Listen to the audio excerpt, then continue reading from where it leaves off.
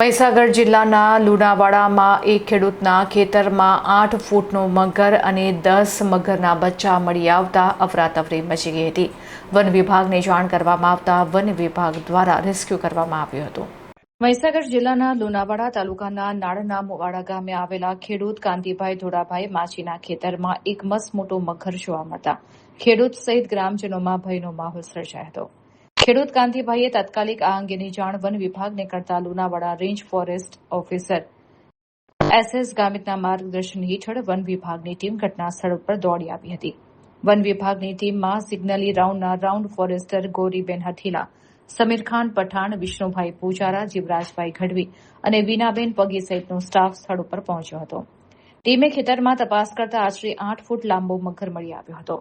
One વિભાગની ટીમે ભારે જહેમત બાદ મગરને સફળતાપૂર્વક પકડી પાડ્યો હતો.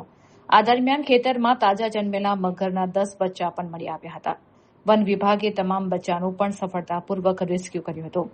બાદમાં મગર અને તેના તમામ બચ્ચાને સુરક્ષિત રીતે મહીસાગર નદીમાં છોડવામાં આવ્યા હતા. વન વિભાગની ત્વરિત કામગીરીને કારણે ખેડૂત અને ગ્રામજનોએ રાહતનો શ્વાસ લીધો હતો.